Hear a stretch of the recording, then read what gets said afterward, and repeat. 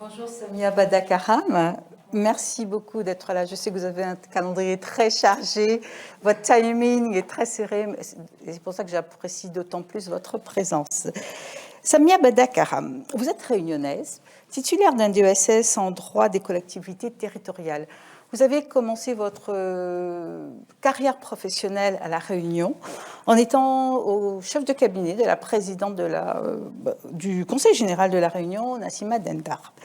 En 2007, vous rejoignez le cabinet de Patrick Karam, qui est délégué interministériel pour l'égalité des chances des Français d'outre-mer, et vous travaillez à ce moment-là sur les questions de lutte contre les discriminations, d'égalité des chances et de politique de la ville. Vous avez ensuite coordonné la campagne de Nicolas Sarkozy pour les présidentielles de 2012 en travaillant avec les ultramarins de l'Hexagone. En mars 2014, vous devenez maire adjointe du 16e arrondissement en charge de la caisse des écoles sur une liste de la droite républicaine. Alors, Samia Bada, vous venez d'une île où le concept de vivre ensemble est une réalité. Quand vous arrivez en France, est-ce que vous avez eu un choc? Est-ce que ce concept s'est poursuivi? Est-ce que vous avez senti des différences? Est-ce que vous vous sentez appartenir à la diversité, ce que vous n'étiez pas à La Réunion?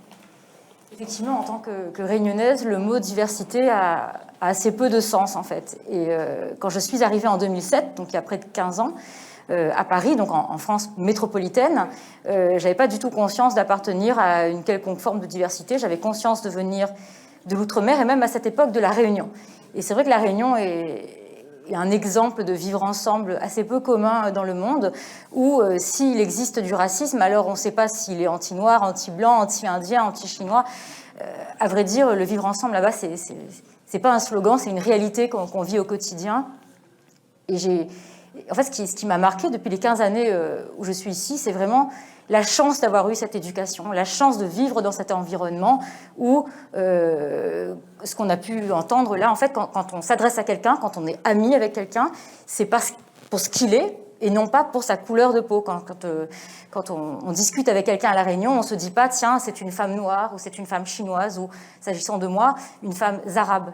Parce que moi, je suis de la communauté arabe de La Réunion, des indo-musulmans. Donc moi, je ne suis pas exactement issue de la diversité ou de l'immigration. Moi, ce sont mes arrière-grands-parents qui sont arrivés il y a 4 générations de l'Inde et qui, eux, ont vécu le cheminement que vivent les personnes ici. Mais c'est vrai qu'en arrivant en France métropolitaine, je n'avais pas du tout cette conscience. J'ai d'abord été réunionnaise, ensuite je me suis fondue, entre guillemets, dans la masse des ultramarins, puisque mon mari est guadeloupéen et que, de par toutes mes fonctions et ma carrière, j'ai beaucoup côtoyé les autres outre-mer, les Guyanais, les Mahorais, les Wallisiens, les Polynésiens, et j'avais conscience, par contre, d'être ultramarine. De réunionnaise, je suis devenue ultramarine. Par contre, la diversité, effectivement, c'est une étiquette qu'on a pu m'appliquer dans des débats un peu comme celui-ci, où j'ai été, y compris au sein des partis politiques, conviés à intervenir dans des débats sur la diversité. Alors au départ, c'est vrai que ça m'a un petit peu interpellée, ça m'a un petit peu heurtée. On m'a dit, mais je ne suis pas diverse. La Réunion, après tout, a été française avant Nice et la Savoie. On n'est plus français qu'eux. C'est un peu le réflexe du Réunionnais de se dire, mais nous, on est français. Enfin, c'est très réunionnais d'ailleurs, hein, de se sentir très français, très patriote. Et en même temps, finalement, on sait qu'on est différent de là d'où on vient, de cette petite France du bout du monde. Pardon. Mais effectivement, au bout de 15 ans, j'ai compris qu'ici, en France métropolitaine, pour une certaine catégorie de la population, je ne veux pas stigmatiser tout le monde, on peut être effectivement divers. Mais je suis peut-être aussi un peu un contre-exemple, parce que vous l'avez dit vous-même, moi je suis élue dans le 16e arrondissement qu'on peut considérer comme très conservateur. Et si j'ai eu la chance d'être élue depuis 2014 et maintenant conseillère de Paris, donc sur ce second mandat, c'est grâce à des rencontres et, excusez-moi l'expression, avec des hommes blancs. C'est certains hommes blancs, et je veux rendre hommage ici à feu Claude Goasguen, paix à son âme, qui est décédé il y a 1 an exactement du Covid, qui m'a donné ma chance et je n'ai pas eu besoin de mendier. Alors certes, depuis que j'ai 20 ans, je milite dans les partis politiques. Je suis issue d'une famille gaulliste, donc naturellement, j'ai milité dans des partis politiques de droite, l'UMP, j'étais responsable des jeunes UMP à La Réunion. Donc naturellement, à Paris, je me suis à nouveau inscrite, j'ai milité, j'ai commencé tout en bas de l'échelle. On ne m'a pas donné non plus de cadeaux, il n'y a pas eu de baguette magique, mais en travaillant, en en gravissant les échelons, j'ai eu cette opportunité d'être donc élue en 2014 maire adjointe du 16e arrondissement, et là, en 2020, conseillère de Paris, bien que, selon les définitions qu'on dit, je sois issue de cette diversité. Alors, vous avez donc travaillé, comme je disais tout à l'heure, sur les questions de discrimination et d'égalité des chances au sein du ministère de l'Outre-mer. Qu'est-ce que vous en avez tiré? Qu'est-ce que vous en avez appris, justement, puisque vous n'aviez pas cette expérience à La Réunion? Qu'est-ce que vous en avez appris? Comment les ultramarins, par exemple, souffrent de ces discriminations qui sont françaises? Donc, qu'est-ce qu'on peut en tirer? Voilà. J'ai découvert qu'il y avait des discriminations spécifiques aux ultramarins. Moi-même, j'arrive en France métropolitaine en 2007. J'ai un job, entre guillemets, correct, puisque je suis chef de cabinet au ministère des Outre-mer. Et pourtant, je galère, c'est bien le mot, pour trouver un logement. Je n'arrive pas à trouver de logement. Donc, quand j'arrive, je vis dans un meublé et quelque part, je vis un sujet sur lequel on m'a demandé de travailler après, des discriminations spécifiques subies par les ultramarins qui arrivent en métropole. Parce que ma caution, à l'époque, c'était ma mère, qui était pourtant fonctionnaire à La Réunion, mais on me disait « Ah non, mais La Réunion, c'est trop loin, on ne peut pas vous louer parce que si jamais vous ne payez pas, on ne va pas aller chercher votre maman à 10 000 kilomètres. » Et donc, j'ai eu énormément de difficultés. Et si moi, en plus, avec un travail de fonctionnaire, enfin dans un ministère, j'ai eu cette difficulté, on se rend compte de la difficulté de tous les autres. Et donc, je découvre que dans un certain nombre de domaines, le logement, les banques, pour les étudiants, il y a vraiment beaucoup de difficultés spécifiques aux originaires des Outre-mer. Et avec Patrick Aram, donc à la délégation interministérielle, on a travaillé sur ces sujets, notamment avec SOS Racisme aussi, on a mis en place des campagnes de testing, parce qu'il existe de grandes difficultés pour toutes ces personnes qui sont pourtant françaises, mais qui, quand elles arrivent en France métropolitaine, ne sont pas considérées comme telles. Est-ce que vous, personnellement, vous avez été stigmatisé à cause de votre religion, de votre couleur de peau, de votre peut-être accent, dans le cadre de vos fonctions politiques? Sincèrement. Écoutez, comme ça, je dirais non. Alors peut-être qu'à certains moments, je n'étais pas à telle place ou je n'ai pas eu droit à telle ou telle promotion, investiture, mais dans ce cas, je ne l'ai pas directement su. Voilà, et pourtant, je suis dans un parti plutôt réputé comme étant conservateur, mais ce que je constate quand même aujourd'hui en 2021, puisque je siège au Conseil de Paris, c'est plutôt un constat positif. Alors vraiment, comme on dit à La Réunion, tipa, on va y arriver. C'est que dans tous les groupes politiques, que ce soit le groupe donc Changer Paris de droite, que ce soit dans le groupe... alors non, moins dans le groupe En Marche, finalement, que dans le groupe écologiste ou chez les socialistes, il y a de plus en plus cette représentation de la diversité au sens très large. On est 5 ultramarins à siéger au Conseil de Paris, Audrey Pulvar, Jacques Galvani, Jacques Martial, et puis chez nous, donc Carline Lubin-Noël et moi-même. Et ce que je constate quand même avec plaisir, c'est que cette diversité, entre guillemets, elle gagne en qualité par rapport aux autres mandats où, à une certaine époque, il fallait prendre de la diversité pour prendre de la diversité. Et donc, on se retrouvait des fois avec des candidats ou des élus qui n'étaient pas forcément terribles, enfin, excusez-moi de l'expression, mais et qui, quelque part, un peu desservaient la cause qu'on voulait défendre. Et là, je trouve que dans la nouvelle représentation de ce Conseil de Paris qui comporte 163 membres, les personnes issues de la diversité, qu'elles soient chez les écologistes, chez les socialistes, chez les communistes ou chez nous, sont plutôt des personnes qui ont travaillé pour y arriver et qui ont quelque chose à dire et qui ont un message à défendre. Donc c'est plutôt pour moi positif. Et là encore, je parle de tout l'échiquier politique. Je ne parle pas de ma famille politique, je parle vraiment de tout le monde. Comment appréciez-vous le fait que la droite, qui a nommé des femmes comme Lucette Michel-Chevry, Marie-Luce Panchard, Ramayad, Rachida Dati, soit prête aujourd'hui à un concubinage avec un parti d'extrême droite? Je pense que là, vous généralisez quand même beaucoup, parce qu'il y a certaines personnalités au sein des Républicains qui, effectivement, sont tentées de se rapprocher des extrêmes, mais la grande majorité reste dans la droite républicaine. Je veux dire, certaines personnes ont fait leur choix, mais moi, je le vois autour de moi, je vois notre maire dans le 16e, Francis Piner, qui nous répète du matin au soir que le Front National, comme disait Laetitia Avia, c'est un parti avec lequel il ne faudra jamais, jamais, jamais pactiser. Et moi, dans toute ma carrière politique que j'ai faite à droite, depuis que j'ai l'âge de 20 ans, je n'ai jamais eu... ni personnellement, ni dans mon entourage, il n'y a jamais eu d'accointance avec l'extrême droite, et il n'y en aura jamais. Alors, comment expliquez-vous, justement, que l'on reproche à la gauche, ce qui est vrai, malheureusement, ou heureusement, je ne sais pas, de n'avoir fait très peu de choses pour les femmes des minorités, dans ce sens où il y a eu plus de femmes nommées sous le gouvernement Chirac, sous le gouvernement de Sarkozy, que sous le gouvernement Hollande, par exemple. Comment expliquez-vous ça, qu'un parti qui, normalement, serait beaucoup plus ouvert n'ait pas été à la pointe du combat pour l'inclusion des minorités ou de la diversité? Alors c'est compliqué, vous me demandez à moi, femme de droite, de juger... En tant que femme aussi. Oui, peut-être parce que il y a les slogans et il y a la réalité. Et c'est un peu ce qu'on reproche à la gauche. Hein, pardon pour les femmes qui seraient de gauche, il ne s'agit pas d'agresser ou de blesser.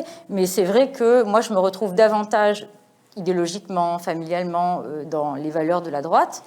Et la droite républicaine, peut-être parce que entre les discours et la réalité, justement, il y a une concordance.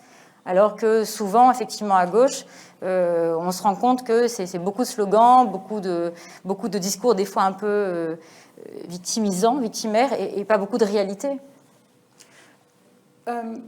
Aujourd'hui, vous rencontrez des jeunes dans le cadre de vos fonctions. Quel est le message que vous leur faites passer justement pour peut-être davantage d'inclusion dans le monde politique, davantage d'intérêt pour la chose politique, puisque tous les sondages disent que les jeunes se désintéressent totalement de la politique, qu'ils trouvent ça, entre guillemets, assez rébarbatif, et le mot est joli. Donc, les jeunes donc de la diaspora, les jeunes des diversités, comment faire en fait pour...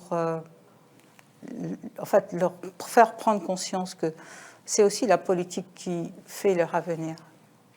Moi, je pense que je dirais à ces jeunes et à ces jeunes femmes, puisque le débat, c'est femmes et diversité et débat public, et c'est vrai que quand on est une femme et qu'on est un peu différente parce qu'on est des Outre-mer ou qu'on est issu de la diversité, on n'a pas forcément, l'idée de s'engager en politique. Je leur dirais qu'il faut y aller, il ne faut pas hésiter, que tout est possible, que dès lors qu'on est droit dans ses bottes, qu'on travaille et qu'on a envie, on peut y arriver.